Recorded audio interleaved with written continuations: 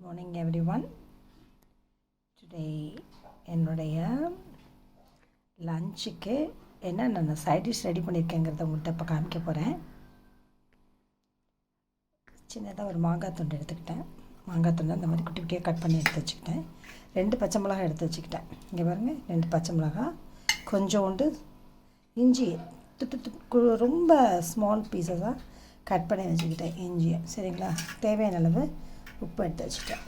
பாருங்கள், சால்ட் எடுத்து வச்சுட்டேன்னா இப்போ என்ன பண்ண போகிறேன், இந்த துண்டாக கட் பண்ணி வச்சுருந்த மேங்கோவில் இந்த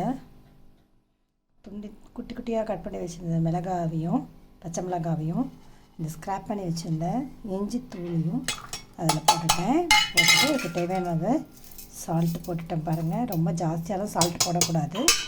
போட்டாச்சு, அவ்வளோதான். இப்போ பாருங்கள், இது நல்லா அப்படியே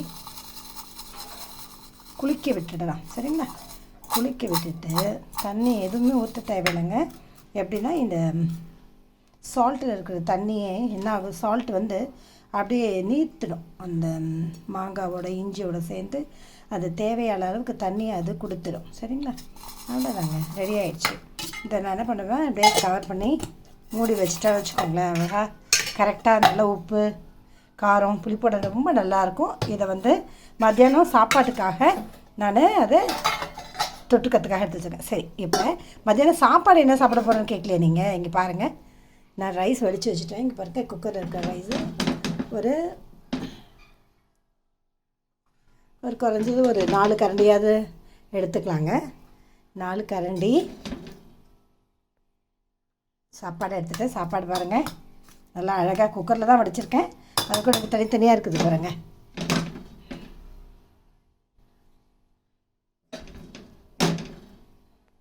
எடுத்தாச்சு. இப்போ சாதம் எடுத்துட்டேன்னா போதும். இப்போ சாதம் எடுத்தாச்சு, முடிஞ்சிச்சு. டிஃபன் பாக்ஸில் போட்டுட்டேன். இப்போ ஒரு பெரிய டம்ளர் ஃபுல்லாக ஒரு 250 ml இருக்கும். அந்த டம்ளர் ஃபுல்லாக என்ன பண்ணேன், மோர் ரெடி பண்ணிட்டேன். தயிரை நல்லா கலக்கிட்டு மோரை ரெடி பண்ணிவிட்டேன். இந்த மோரில் என்ன போட்டிருக்கிறேன்னா கருவேப்பிலை போட்டுட்டேங்க. தேவையான அளவு சால்ட்டும் போட்டாச்சு. அதுக்கப்புறம் இங்கே பாருங்கள், இதுலேயும் குட்டி குட்டியாக கட் பண்ணி வச்சுருந்தேன் இந்த இஞ்சி துண்டை அதில் ஆட் பண்ணிட்டாங்க.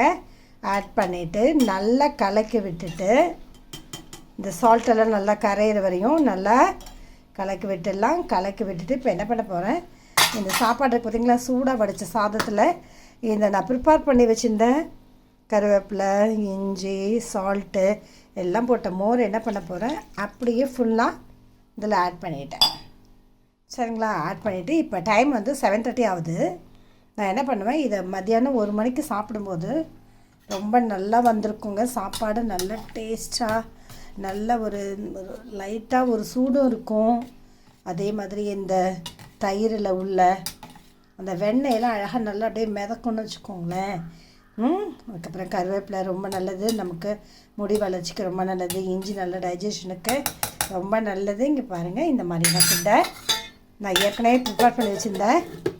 இந்த மேங்கோவை தொட்டுக்கிட்டு சாப்பிட்டோன்னு வச்சுக்கோங்களேன், ரொம்ப நல்லாயிருக்கும், டேஸ்ட்டாக இருக்கும். நீங்களும் ட்ரை பண்ணி பாருங்கள்.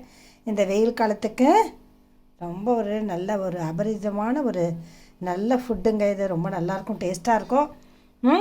ரொம்ப காரங்கரம் எதுவும் இல்லாமல் மீடியமான காரம் உப்பு புளிப்பு எல்லாம் கலந்த நல்ல ஒரு அறுசுவையும் உங்களுக்கு கிடைக்குங்க. பாருங்கள், நீங்களும் ட்ரை பண்ணி பாருங்கள். தேங்க்யூ ஃபார் வாட்சிங்.